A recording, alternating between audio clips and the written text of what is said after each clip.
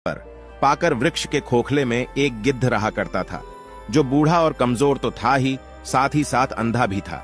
इसीलिए उस वृक्ष में रहने वाले सभी पक्षी अपने भोजन में से थोड़ा थोड़ा भोजन उसे दे दिया करते थे। गिद्ध भी अपने जीवन की ज्ञान की बातें सुनाकर उन समस्त पक्षियों का प्रिय और आदर का पात्र बन गया था। इस प्रकार उस वृक्ष का वातावरण बहुत ही सुखद था। एक दिन की बात है, गिद्ध की पत्नी गिद्ध से कहती है, हे स्वामी, आज हमें कोई ज्ञानवर्धक कहानी सुनाओ जिससे हमारा समय आसानी से व्यतीत हो सके और इस बुढ़ापे में हमें कुछ सुखद पल प्राप्त हो। तब गिद्ध कहता है, हे प्रिय, मैं अपने जीवन के अनुभव में से तुम्हें एक कहानी सुनाता हूं जिससे तुम यह जान पाओगी, चाहे कितने ही सगे हो, इन 3 लोगों का भरोसा कभी भी नहीं करना चाहिए। यह लोग धोखा अवश्य देते हैं। तब गिद्ध की पत्नी कहती है, हे स्वामी, आप कहानी सुनाइए, मैं आपकी कहानी को पूरे ध्यान से और मन से सुनूंगी। तब गिद्ध कहानी शुरू करता है और कहता है, हे प्रिय, प्राचीन समय की बात है। किसी नगर में एक राजा राज्य करता था। वह राजा बड़ा ही बलवान योद्धा था। उस राजा के बल और शौर्य की बातें दूर दूर तक होती थीं। उस बलवान राजा के 4 पुत्र थे और राजा के चारों राजकुमार दिखने में बहुत ही सुंदर थे और अपने पिता की ही तरह बहुत बलवान थे। सभी गुणों की शिक्षा लेते लेते वह चारों राजकुमार धीरे धीरे जवान होते गए। बल और साहस में वह चारों अपने पिता की ही परछाई थे। कई बार उन्होंने अपने पिता के साथ युद्ध लड़ा और युद्ध में जीत भी हासिल किया, जिसके कारण उन्हें अपने बल पर बहुत घमंड भी था। प्रिय दर्शकों, वह राजा अपने चारों पुत्रों को बहुत चाहता था और तो और वह राजा जब भी कोई कार्य करता था तो वह अपने चारों पुत्रों को अपने पास बुलाकर उनसे सलाह लिया करता था। प्रिय दर्शकों, जो व्यक्ति अपने घर में अपने से छोटों की भी राय लेते हैं, उनके घर में कभी आपस में लड़ाई झगड़ा नहीं होता है और कभी कभी अपने से उम्र में छोटे लोग भी बहुत ज्ञान की बात बता दिया करते हैं। प्रिय दर्शकों, धीरे धीरे चारों राजकुमार जब बड़े हो गए तो वह चारों जंगल में शिकार करने के लिए जाने लगे। एक दिन राजा ने अपने चारों बेटों को अपने पास बुलाकर उन्हें समझाया कि पुत्रों, तुम चारों अब जवान हो गए हो, इसलिए अपनी इच्छा से चाहे जहां घूम फिर सकते हो, लेकिन तुम लोग मेरी एक बात कभी भी मत भूलना बेटा। आप लोग जब भी शिकार करने के लिए जाओ तो हमारे राज्य की आगे वाली दिशा में ही जाना। गलती से भी कभी हमारे राज्य के पीछे वाली दिशा की ओर मत जाना। अगर पुत्रों, आप लोग कभी भी भूलवश भी राज्य के पीछे की दिशा की ओर चले गए तो आप लोग बहुत बड़े संकट में से घिर जाओगे। प्रिय दर्शकों, बूढ़ा गिद्ध अपनी पत्नी से आगे कहता है कि हे प्रिय, राजा के चारों पुत्रों ने अपने पिता की बात को बड़े ध्यानपूर्वक सुना और राज्य के पीछे न जाने का वचन दिया कि पिताजी, हम आपकी यह बात हमेशा याद रखेंगे। हम भूल से भी कभी राज्य के पीछे वाली दिशा में शिकार करने के लिए नहीं जाएंगे। प्रिय दर्शकों, बूढ़ा गिद्ध अपनी पत्नी से आगे कहता है कि हे प्रिय, अब अगला दिन होता है और हर दिन की तरह जब वह चारों राजकुमार अपने घोड़ों पर सवार होकर अपने पिता के आदेश के अनुसार राज्य के आगे वाली दिशाओं में शिकार करने के लिए जाने लगे और वह चारों राजकुमार अब राज्य के पीछे वाली दिशा की ओर शिकार करने के लिए नहीं जाते थे। इसी प्रकार आगे की तीनों दिशाओं में कई दिनों तक वह चारों शिकार करते रहे। प्रिय दर्शकों, एक दिन की बात है, राजा के चारों राजकुमार जब शिकार करने के लिए जंगल में गए तो पूरे दिन तो वह शिकार को ढूंढते रहे, लेकिन उन्हें कहीं कोई शिकार नहीं मिला। अब शिकार ढूंढते ढूंढते शाम हो जाती है तो वह चारों राजकुमार अपने महल में लौटने लगते हैं। पूरे दिन परिश्रम करने पर भी उन्हें कोई शिकार नहीं मिला था। अब वह चारों इस बात से बड़े दुखी थे। सुबह से धूप में शिकार को ढूंढते ढूंढते चारों राजकुमार अब बहुत थक चुके थे। भूख प्यास के कारण उनकी हालत और भी ज्यादा खराब थी। वह चारों राजकुमार प्यास और थकान के कारण एक घने पेड़ के नीचे बैठकर कुछ विश्राम करने लगते हैं।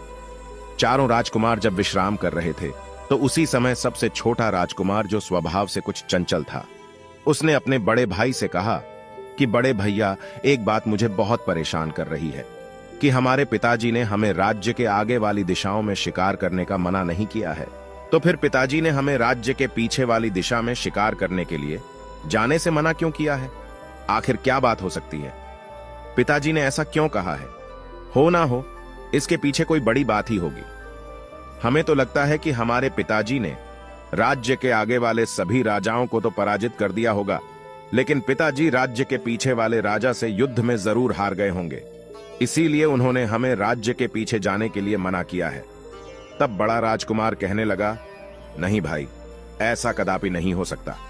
छोटा राजकुमार कहने लगा, भैया मुझे तो कुछ ऐसा ही लगता है कि हमारे पिता राज्य के पीछे वाले राजा से युद्ध में हार गए हैं और उसी राजा के डर की वजह से पिताजी ने हम लोगों से मना किया है कि हम राज्य के पीछे शिकार करने ना जाएं।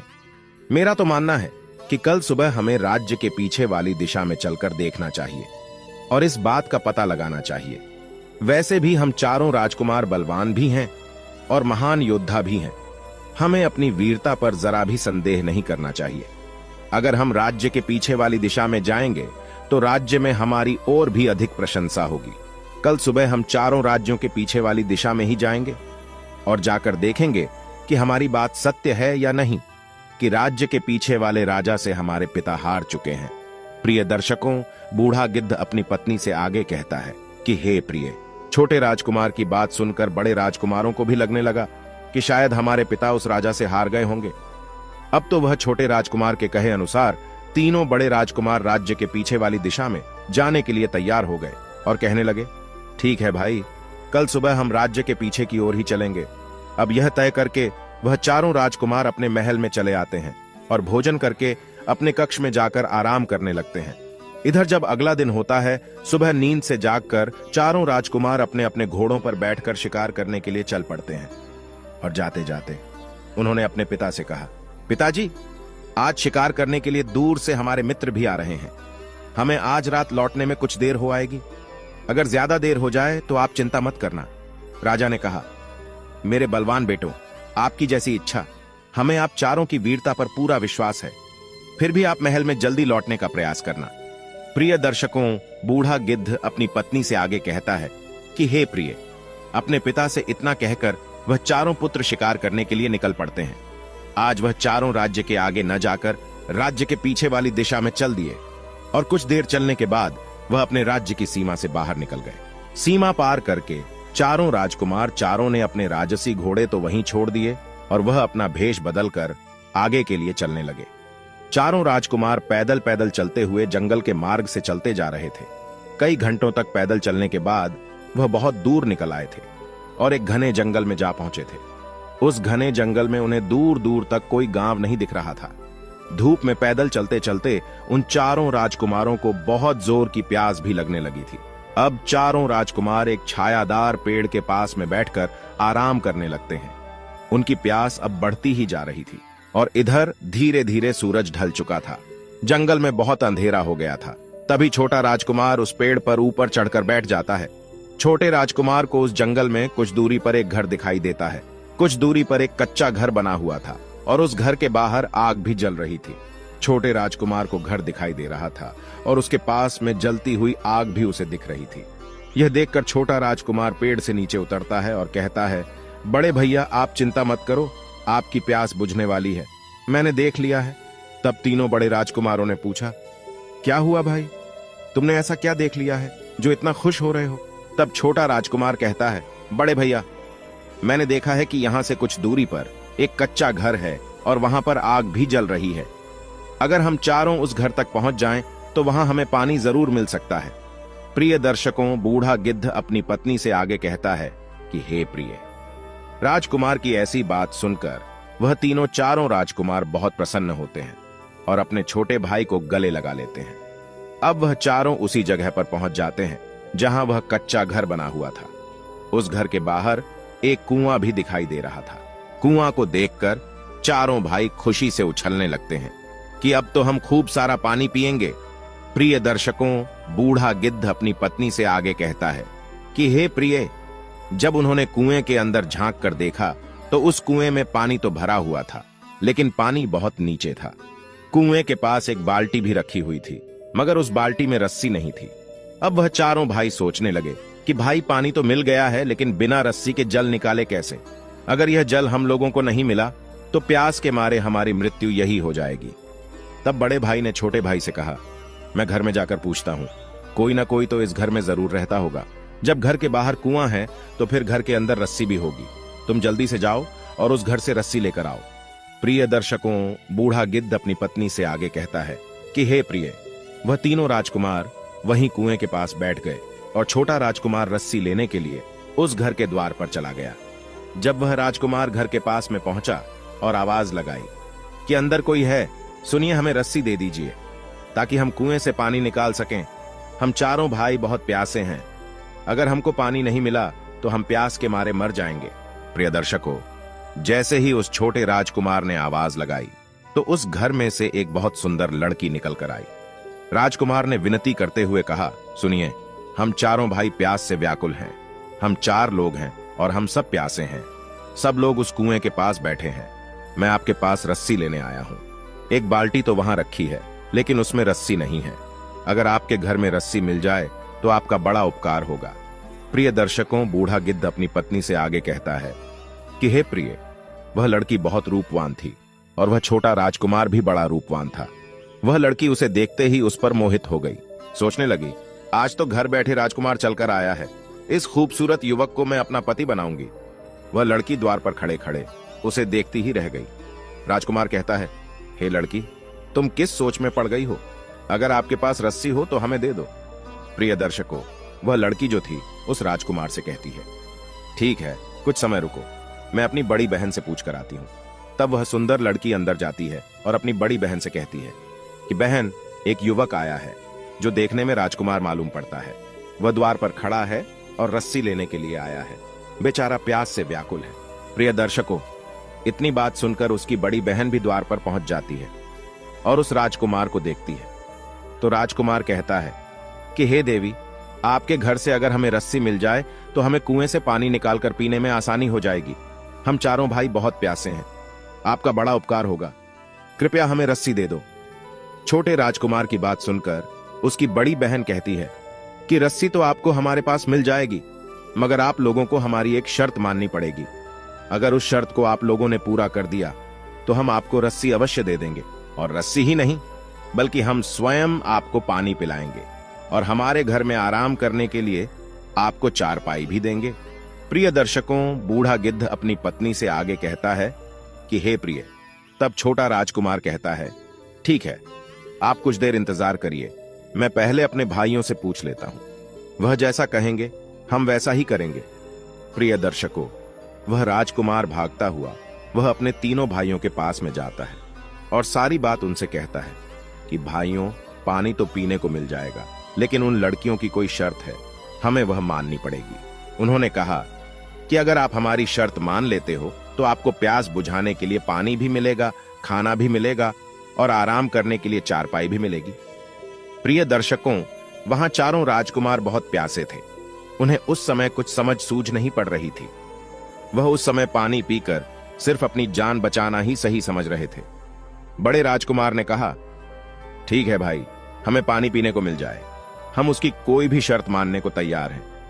प्रिय दर्शकों, बूढ़ा गिद्ध अपनी पत्नी से आगे कहता है कि हे प्रिय। वे इस प्रकार अपने तीनों भाइयों से पूछकर वह छोटा राजकुमार एक बार फिर उसी घर के द्वार पर उस रूपवान लड़की की बड़ी बहन के पास आ जाता है और कहने लगा, हमारे जो बड़े भाई हैं वह आपकी हर शर्त मानने को तैयार है, लेकिन हमें जल्दी से पानी पिला दीजिए और यह भी बता दीजिए कि आपकी शर्त क्या है। प्रिय दर्शकों, तब उस लड़की की बड़ी बहन कहती है कि हे नौजवान, हम लोगों की शर्त यह है कि हम भी 4 बहनें हैं और हम चारों बहनें बहुत रूपवान हैं और अभी तक हम कुंवारी हैं। आज तक हमें तुम्हारे जैसा कोई हट्टा कट्टा पुरुष नहीं मिला है, इसलिए अब तक हम कुंवारी हैं। अगर तुम चाहो तो तुम चारों भाई हम चारों बहनों से विवाह कर लो, तो हम तुम्हें अपने घर में बैठाकर तुम्हें पानी पिलाएंगे, स्वादिष्ट खाना भी खाने को देंगे और यहाँ आराम करने के लिए तुम्हें चारपाई भी देंगे। प्रिय दर्शकों, बूढ़ा गिद्ध अपनी पत्नी से आगे कहता है कि हे प्रिय। उस लड़की की इतनी बात सुनकर छोटा राजकुमार हैरान रह गया। वह सोचने लगा कि यह कैसी शर्त है, बिना माता पिता की आज्ञा के हम चारों भाई विवाह कैसे कर सकते हैं। अब वह छोटा राजकुमार भागता हुआ अपने भाइयों के पास जाता है और उनकी शर्त के बारे में बताता है कि बड़े भैया, उस रूपवान लड़की की 3 बहनें और हैं। अगर हम चारों उन चारों बहनों से विवाह कर लेते हैं तब तो हमें पानी पीने को मिल जाएगा, नहीं तो हमें प्यासे ही मरना पड़ेगा। इस लड़की ने कहा है कि अगर हम उसकी बात मान लेंगे तो हमें पीने के लिए पानी भी मिलेगा, खाने के लिए स्वादिष्ट खाना भी मिलेगा और आराम करने के लिए चारपाई भी मिलेगी। और यदि उनकी शर्त नहीं मानी तो पानी क्या, यहां हमें बैठने को भी नहीं मिलेगा। प्रिय दर्शकों, तब एक राजकुमार ने कहा कि भैया हम उनसे विवाह कैसे कर सकते हैं। अगर हम उनसे विवाह कर लेंगे तो हमारे पिताजी नाराज हो जाएंगे। पिता के मान सम्मान का, हमारे पिता तो हमारा विवाह बड़े बड़े राजाओं की राजकुमारियों से कराना चाहते हैं। तब बड़ा राजकुमार कहने लगा, सुनो भाइयों, अगर हम जीवित बच पाएंगे तभी तो हमारे पिता हम लोगों का विवाह कर पाएंगे। अगर आप लोग यह भूल गए हैं कि अगर हम लोगों को जल्दी से पानी नहीं मिला तो हम वैसे भी मर जाएंगे। अब जो होगा देखा जाएगा। पहले पानी पीकर के अपनी प्यास बुझाते हैं, उसके बाद देखते हैं कि पिताजी को क्या कहना है। और वैसे भी हम राजकुमार हैं, एक राजा के पुत्र हैं, हम एक नहीं कई विवाह कर सकते हैं, इसमें कोई समस्या की बात नहीं है। इसलिए पहले यहां इनसे विवाह कर लेते हैं और पानी पी करके अपनी जान बचाते हैं। प्रिय दर्शकों, बूढ़ा गिद्ध अपनी पत्नी से आगे कहता है कि हे प्रिय, चारों राजकुमार झूठे। वह चारों सुंदर लड़कियों से विवाह करने के लिए तैयार हो जाते हैं। अब तो वह चारों राजकुमार उन चारों बहनों के घर जाते हैं और उन चारों कन्याओं से कहते हैं कि हमें आप लोगों की शर्त स्वीकार है, आप हमें पानी पिला दो। प्रिय दर्शकों, ये सुनकर वह चारों बहनें खुश हो जाती हैं। वह बड़े सम्मान से उन चारों राजकुमारों को जल पिलाती है। जल पीने के बाद उन्हें कुछ राहत मिलती है। फिर वह लड़कियां जल्दी जल्दी स्वादिष्ट खाना बनाती है और उन चारों को खाना खिलाती है। प्रिय दर्शकों, खाना खिलाने के बाद वह लड़की क्या कहती है कि हे राजकुमारों, हम विवाह की तैयारी कर लेते हैं, तब तक आप चारों विवाह के लिए तैयार हो जाइए। प्रिय दर्शकों, जब चारों राजकुमार पानी पी लेते हैं तो बीच वाले राजकुमार के मन में आता है कि हमें जिसकी जरूरत थी वह हमें तो मिल ही गया है। अब हम इनकी कोई शर्त भी नहीं माने तो यह हमारा क्या कर सकती है। हम चारों इतने बलवान हैं, इन कोमल लड़कियों को उठाकर पटक देंगे। अब यही सोचकर बीच वाला राजकुमार कहता है कि हे लड़कियों, हमें तुमसे कोई विवाह नहीं करना है। हमने तो पानी पीने के लिए तुमसे कह दिया था, परंतु हम अपने पिताजी से पूछे बिना विवाह नहीं कर सकते। अब हम यहां से जा रहे हैं। प्रिय दर्शकों, उस राजकुमार की ऐसी बातें सुनने के बाद वह लड़कियां अपने असली रूप में आ जाती हैं और वह एक राक्षसी थी। उनके बड़े बड़े नाखून थे और उनके बड़े बड़े दांत थे। उनका ऐसा रूप देखकर चारों राजकुमार डर जाते हैं और कहते हैं कि हे लड़कियों, हमें माफ कर दो, हम तुमसे विवाह करने के लिए तैयार हैं। प्रिय दर्शकों, बड़ा राजकुमार अपने भाइयों को समझाता है और कहता है कि यह राक्षसी है, अगर हमने उनकी बात नहीं मानी तो यह हमको मार डालेंगे। प्रिय दर्शकों, बूढ़ा गिद्ध अपनी पत्नी से आगे कहता है कि हे प्रिय, अब तो उन चारों का विवाह हो जाता है। और विवाह करके वह चारों लड़कियां बड़ी खुश थीं। वह अपने अपने पति के साथ खूब मौज मस्ती करती थी और अपने पतियों को रोज स्वादिष्ट स्वादिष्ट भोजन बनाकर खिलाया करती थी। प्रिय दर्शकों, इस प्रकार कई दिन निकल जाते हैं। पत्नियों के हाथ का स्वादिष्ट भोजन खाकर चारों राजकुमार खूब मोटे ताजे हो रहे थे। चारों राजकुमारों के चेहरे पर अलग ही तेज चमक रहा था। तभी तीनों बड़े राजकुमार देखते हैं कि हमारा छोटा भाई सूख चुका है और इतना स्वादिष्ट भोजन मिलने के बाद भी यह इतना पतला होता जा रहा है। तब बड़ा राजकुमार अपने छोटे भाई से पूछता है कि भाई, तुम्हें क्या हो गया है? तुम्हारी तबीयत खराब नहीं है? इतना स्वादिष्ट भोजन हमें यहाँ मिलता है, लेकिन तुम उसके बाद भी सूखते ही जा रहे हो। क्या तुम्हें कोई दुख तकलीफ है? तब छोटा राजकुमार बताता है कि भैया, मेरी पत्नी मुझे प्रेम से खाना नहीं खिलाती है। मैं जब भी उसके साथ खाना खाने बैठता हूं तो वहीं दूसरी ओर मुंह करके रोने लगती है और उसको रोता देखकर मुझसे खाना नहीं खाया जाता और मैं भूखा रह जाता हूं। इसलिए मैं इतना सूख चुका हूं। मुझे समझ में नहीं आता है कि मेरी पत्नी क्यों रोती है और वह बताती भी नहीं है। प्रिय दर्शकों, तब उसका बड़ा भाई कहता है, यानी बड़ा राजकुमार कहता है कि भाई, जरूर कोई तो वजह होगी, नहीं तो तुम्हारी पत्नी ऐसे क्यों रोती? वह तुम्हें खाना खिलाते समय ही क्यों रोती है? इसका जरूर कोई कारण होगा। तुम्हें उससे पूछना चाहिए कि वह क्यों रोती है। तब वह छोटा राजकुमार कहता है कि भैया, मैंने उससे 1000 बार पूछा है, परंतु वह मुझे नहीं बताती है कि वह क्यों रोती है। वह बस इतना बोल देती है कि मेरी आदत है रोने की। जब भी मेरा रोने का मन होता है तो मैं रोने लगती हूँ। वह ऐसे ही कोई ना कोई बहाना बना देती है, परंतु वह बताती नहीं है कि मेरे खाना खाते समय वह क्यों रोती है। और भैया, मेरे सूख कर पतले होने का एक और कारण है कि मुझे अपने घर की बहुत याद आती है। मुझे पिताजी और माता की बहुत याद आती है। प्रिय दर्शकों, बूढ़ा गिद्ध अपनी पत्नी से आगे कहता है कि हे प्रिय। तब बीच वाला राजकुमार कहता है कि भाई, मैं तुम्हें एक योजना बताता हूं। आज जब तुम खाना खाने बैठो तो तुम अपनी पत्नी से कहना कि जब तक तुम मुझे अपने रोने का कारण नहीं बताओगी तब तक मैं खाना नहीं खाऊंगा और भूखा ही मर जाऊंगा। तब छोटा राजकुमार कहता है कि अरे भाई, मुझे भूखा नहीं मरना है, वैसे ही तो मैं इतना पतला हो चुका हूं, अगर मैंने खाना नहीं खाया तो मैं सच में मर जाऊंगा। प्रिय दर्शकों, बड़ा राजकुमार कहता है कि अरे मूर्ख, तुझे सच में भूखा नहीं मरना है, तुझे सिर्फ उसके सामने नाटक करना है और यह रहस्य को पता करना है कि वह तेरे खाना खाते समय क्यों रोती है।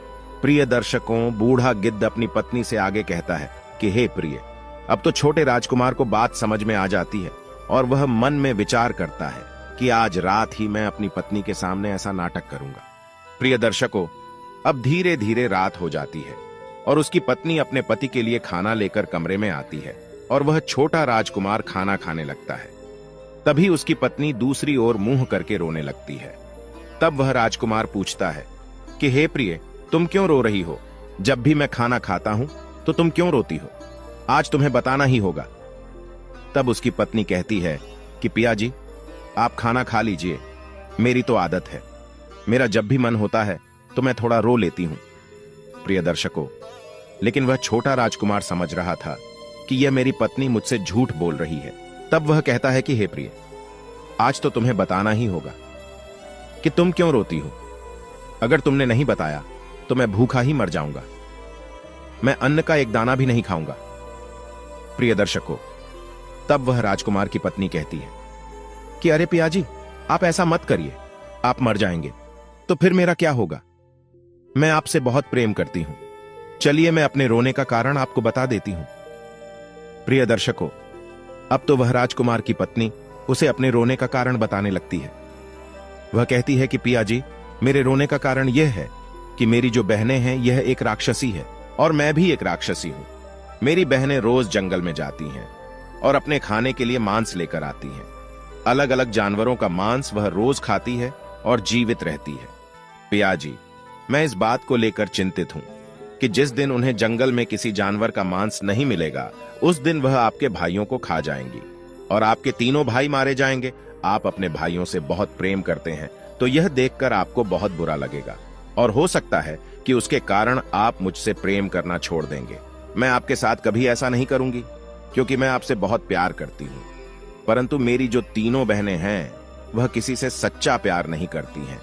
उन्हें जिस दिन अपनी भूख मिटाने के लिए भोजन नहीं मिलेगा तो वह अपने पति को ही खा जाएंगी। इसी बात को लेकर मैं बड़ी चिंतित हूं कि कहीं मेरी बहनों के कारण मुझे आपसे दूर न होना पड़े, कहीं आप मेरा त्याग न कर दें। प्रिय दर्शकों, तब पहुंच छोटा राजकुमार कहता है कि हे प्रिय, अगर ऐसी बात है इसका मतलब है कि हमारे भाइयों के प्राण संकट में हैं और कभी भी उनकी पत्नियां उन्हें अपना भोजन बना सकती हैं।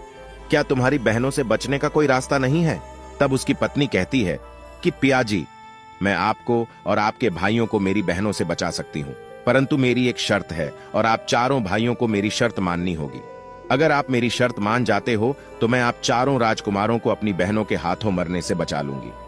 प्रिय दर्शकों, बूढ़ा गिद्ध अपनी पत्नी से आगे कहता है कि हे प्रिय।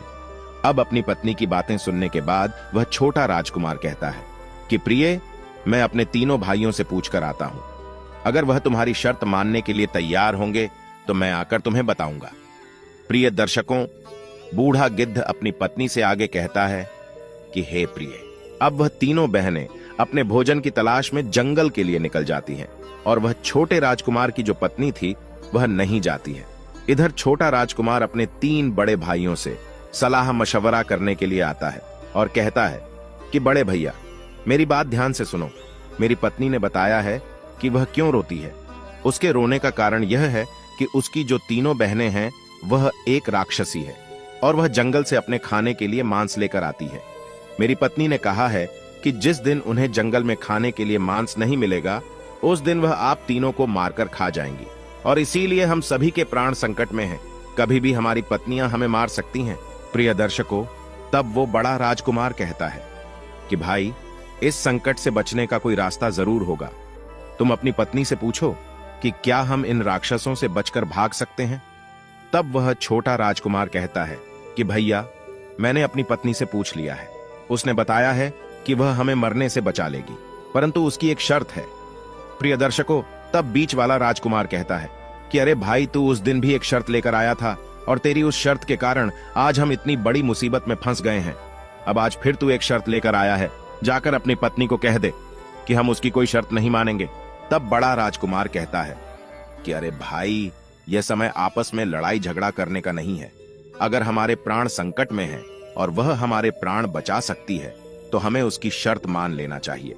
अब वह बड़ा राजकुमार कहता है कि भाई, हम तुम्हारी पत्नी की शर्त मानने के लिए तैयार हैं। जाकर अपनी पत्नी से कह दो कि वह हम सबके प्राण बचा लें। अब वह छोटा राजकुमार अपने कमरे में जाता है और अपनी पत्नी से कहता है कि हे प्रिय, भैया ने कहा है कि हम तुम्हारी शर्त मानने के लिए तैयार हैं। अब तुम हमें बताओ कि क्या करना होगा और तुम्हारी शर्त क्या है। प्रिय दर्शकों, बूढ़ा गिद्ध अपनी पत्नी से आगे कहता है कि हे प्रिय। तब वह कहती है कि पिया जी, मेरी बस एक ही शर्त है कि मैं आपके साथ अपना जीवन बिताना चाहती हूँ। मरते दम तक मैं आपके साथ रहना चाहती हूँ, इसलिए आपको अपने साथ साथ मेरे प्राण भी बचाना होगा। यही मेरी शर्त है।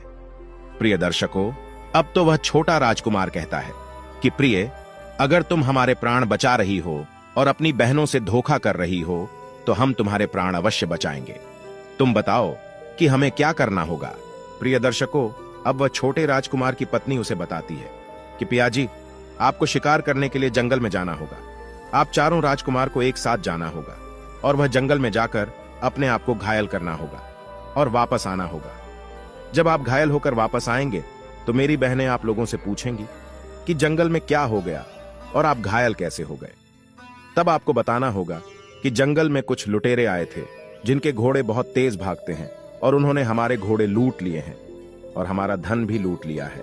हमारे घोड़े बहुत धीरे भागते हैं, इसलिए हम उनसे हार गए और पराजित हो गए। प्रिय दर्शकों, बूढ़ा गिद्ध अपनी पत्नी से आगे कहता है कि हे प्रिय। उस छोटे राजकुमार की पत्नी आगे कहती है कि पिया जी, उसके बाद मेरी बहनें आपसे पूछेंगे कि आप क्या चाहते हो। तब आपको बोलना है कि हमें आपके तेज दौड़ने वाले घोड़े दे दीजिए। हम शिकार करने जाएंगे और अच्छे अच्छे शिकार करके लाएंगे। तब वह मेरी बहनें आपको तेज दौड़ने वाले घोड़े दे देंगी और आप चारों भाई उन घोड़े पर सवार होकर और इस जंगल को पार करके अपने राज्य में चले जाना। अगर एक बार आप इस जंगल को पार करके और जंगल की सीमा से अपने राज्य में पहुंच गए तो मेरी बहनों की शक्ति काम नहीं करेगी, क्योंकि हमारी शक्ति सिर्फ इस जंगल में ही काम करती है और जंगल की सीमा के बाहर हमारी कोई शक्ति काम नहीं करती है। अगर आप में एक बार इस जंगल को पार कर लिया तो मेरी बहन आपका कुछ नहीं बिगाड़ पाएंगी और आपके प्राण बच जाएंगे। प्रिय दर्शकों, बूढ़ा गिद्ध अपनी पत्नी से आगे कहता है कि हे प्रिय। अब तो छोटे राजकुमार को अपनी पत्नी की बात समझ में आ गई थी। वह तुरंत अपने भाइयों के पास गया और उनको सारी बात बताई कि किस प्रकार हमें अपने प्राण बचाकर यहां से भागना है। अब तो चारों राजकुमार पूरी योजना को समझ गए थे। अगले ही दिन वह राजकुमार शिकार करने का बहाना करके जंगल में चले जाते हैं और जंगल में जाकर एक दूसरे को घायल कर देते हैं। प्रिय दर्शकों, एक दूसरे को घायल करने के बाद वह चारों राजकुमार वापस घर पर आ जाते हैं और घर आकर जब उनकी पत्नियां देखती हैं कि हमारे पति बहुत घायल हैं और रक्त बह रहा है, तो वह पूछती है कि आपकी ऐसी हालत किसने करी है। इस जंगल में ऐसी किसकी हिम्मत है जो हमारे पति के साथ ऐसा किया है। तब वह चारों राजकुमार बताते हैं कि जंगल में आज लुटेरे आए थे और उनके घोड़े बहुत तेज दौड़ रहे थे। उन्होंने हमारे घोड़े लूट लिए और हमारा धन लूट कर ले गए हैं। हमारे घोड़े बड़े धीरे दौड़ते हैं, इसलिए हम उनसे पराजित हो गए। और अब वह पत्नियां पूछने लगी कि पिताजी बताइए, हम आपकी क्या सहायता कर सकते हैं। अगर आप चाहे तो हम उन लुटेरों को मारकर आपके सामने आपके चरणों में लाकर रख सकते हैं। तब वह राजकुमार कहते हैं कि नहीं प्रिय, आप एक स्त्री हो।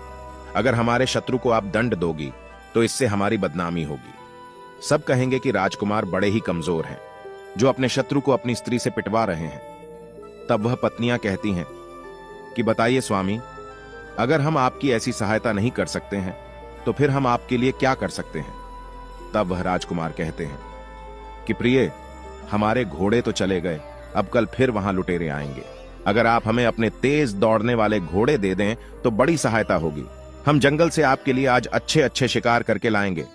प्रिय दर्शकों, बूढ़ा गिद्ध अपनी पत्नी से आगे कहता है कि हे प्रिय। राजकुमारों की इतनी बात सुनने के बाद उनकी पत्नियां विचार करती हैं और सोचती हैं कि ठीक ही कह रहे हैं। अगर यह अच्छे अच्छे शिकार करके लाएंगे तो हमारा भी पेट भरता रहेगा। तब वह बड़ी राक्षसी अपनी छोटी बहन से कहती है कि बहन जाओ और चारों राजकुमारों को हमारे सबसे तेज दौड़ने वाले घोड़े दे दो। अब वह छोटी राक्षसी चारों राजकुमारों को लेकर बगीचे में जाती है और सबसे तेज दौड़ने वाले घोड़े उन्हें दे देती है और कहती है कि जितनी जल्दी हो सके आप इस जंगल की सीमा को पार कर जाओ। प्रिय दर्शकों, अब तो वह चारों राजकुमार उस छोटी वाली राक्षसी का बहुत बहुत धन्यवाद करते हैं। वह कहते हैं कि आपने हमारी जान बचाई, उसके लिए हम आपके आभारी हैं। तब वह राक्षसी कहती है कि राजकुमारों, मैंने आपकी जान तो बचा ली, परंतु आपको मेरी शर्त तो याद है ना? आपको भी मेरी जान बचानी होगी। अगर कोई आपसे पूछे कि आपको यहां से बचने का रास्ता किसने बताया है, तो आप मौन रहिएगा और मेरा नाम मत लीजिएगा। अगर आपने बताया कि मैंने ही आपकी सहायता की है, तो मेरी बहनें मुझे जिंदा खा जाएंगे। प्रिय दर्शकों, बूढ़ा गिद्ध अपनी पत्नी से आगे कहता है कि हे प्रिय। तब चारों राजकुमार कहते हैं कि हम आपकी जान अवश्य बचाएंगे। हम किसी को नहीं बताएंगे कि हमें यहां से भागने का रास्ता आपने बताया है। प्रिय दर्शकों, अब तो वह चारों राजकुमार जाकर अपने अपने कमरे में सो जाते हैं और आराम करने लगते हैं। वह सभी इस बात को सोचकर बड़े प्रसन्न थे कि कल हम इस नर्क से ऐसी जिंदगी से मुक्त होकर अपने राज्य पहुंचेंगे, अपने पिताजी से मिलेंगे। अब अगला दिन होता है और वह चारों राजकुमार तेज दौड़ने वाले घोड़े लेकर शिकार करने के लिए चले जाते हैं। प्रिय दर्शकों, इधर तीनों राक्षसी को नहीं पता था कि हमारे पति अब वापस नहीं आने वाले। वह चारों राजकुमार अपने घोड़े को भगाते हुए और शाम तक जंगल की सीमा पार कर जाते हैं। इधर शाम के समय जब राक्षसी देखती है कि अंधेरा हो गया है परंतु हमारे पति अभी तक नहीं आए हैं, तो वह अपनी छोटी बहन से कहती है कि जाओ और देख कर आओ कि वह चारों राजकुमार कहां हैं। प्रिय दर्शकों, छोटी राक्षसी को तो पता ही था कि वह चारों यहां से भाग चुके हैं और अब तक जंगल की सीमा पार कर गए होंगे। वह थोड़ी दूर जाती है और घूमकर आ जाती है और कहती है कि बहन, वह चारों तो यहां है ही नहीं, लगता है वह भाग गए। तब वह तीनों राक्षसी क्रोध में आ जाती है और अपने बड़े बड़े नाखून निकालती है और अपनी बड़ी बड़ी आंखें लेकर जंगल की ओर चल पड़ती है। जंगल में चलते चलते वह जंगल की सीमा तक पहुंच जाती है और देखती है कि वह चारों राजकुमार जंगल की सीमा के दूसरी ओर पहुंच गए हैं और अब हम उनका कुछ नहीं बिगाड़ सकते। प्रिय दर्शकों, यह देखकर बड़ी वाली राक्षसी को बड़ा क्रोध आता है। वह कहती है कि हे राजकुमारों, अब तो आप बच गए हो, अब हम आपका कुछ नहीं बिगाड़ सकते, परंतु जाते जाते हमें एक बात बता दीजिए कि यहां से भागने का रास्ता आपको किसने बताया था? आपको कैसे पता चला कि जंगल की सीमा के पार हमारी शक्ति काम नहीं करती है?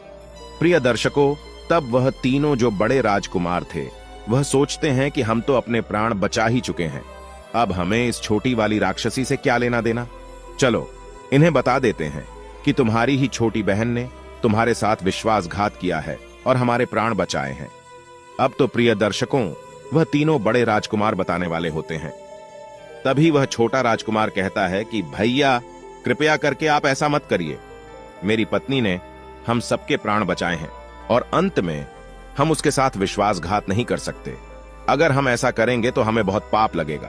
प्रिय दर्शकों, बूढ़ा गिद्ध अपनी पत्नी से आगे कहता है कि हे प्रिय, लेकिन वह तीनों बड़े राजकुमार बहुत ही क्रोध में थे और बहुत ही दुष्ट थे। वह अपना वचन भूल गए थे जो उन्होंने उस छोटी राक्षसी को दिया था।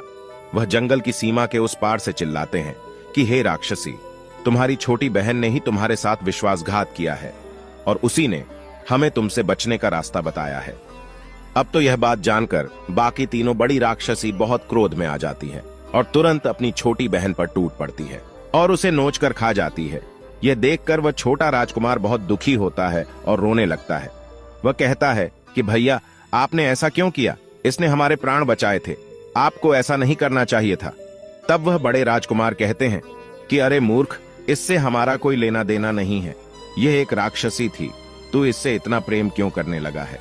तू हमारे राज्य में चल, पिताजी बहुत सुंदर राजकुमारी से विवाह कराएंगे। प्रिय दर्शकों, बूढ़ा गिद्ध अपनी पत्नी से आगे कहता है कि हे प्रिय।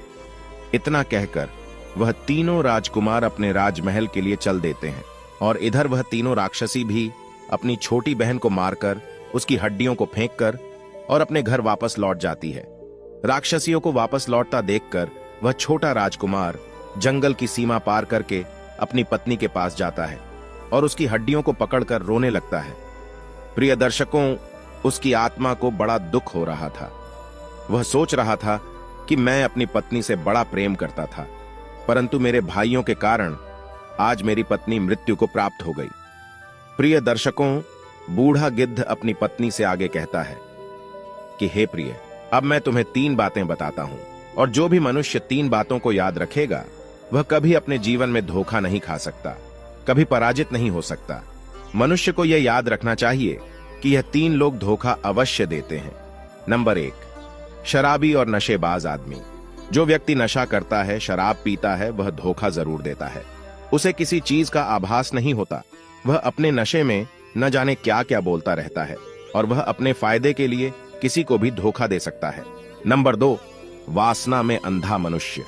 प्रिय दर्शकों, बूढ़ा गिद्ध अपनी पत्नी से आगे कहता है कि हे प्रिय, वासना में अंधा मनुष्य को कुछ नहीं दिखता है। वह अपने कुल का, अपने परिवार का नाश होते हुए भी देख सकता है, परंतु उसे अपनी वासना की पूर्ति करनी होती है, जिसके लिए वह किसी को भी धोखा दे सकता है। वासना में अंधा मनुष्य कभी किसी का सगा नहीं हो सकता। नंबर 3, कपटी और दुष्ट मनुष्य। प्रिय दर्शकों, कपटी मनुष्य हमेशा कपट से भरा रहता है। वह किसी को खुश होता हुआ नहीं देख सकता। किसी दूसरे की खुशी उसे बर्दाश्त नहीं होती है। वह सिर्फ अपना भला होता हुआ देख सकता है, इसलिए वह हर मनुष्य को धोखा देता है। इसलिए कपटी मनुष्य से जितना हो सके बचकर रहना चाहिए। प्रिय दर्शकों, बूढ़े गिद्ध अपनी पत्नी से आगे कहता है कि हे प्रिय, मैंने आपको ये ज्ञान की बातें बताई हैं, इसे हमेशा याद रखना, तुम कभी धोखा नहीं खाओगी। प्रिय दर्शकों, हमारी आज की कहानी यहां समाप्त होती है। हम उम्मीद करते हैं कि आपको हमारी आज की यह कहानी, आज का यह वीडियो पसंद आया होगा और आप इससे ढेर सारी प्रेरणा लेंगे। मिलते हैं अगली ज्ञान चर्चा के साथ अगले वीडियो में। तब तक के लिए नमस्कार, धन्यवाद।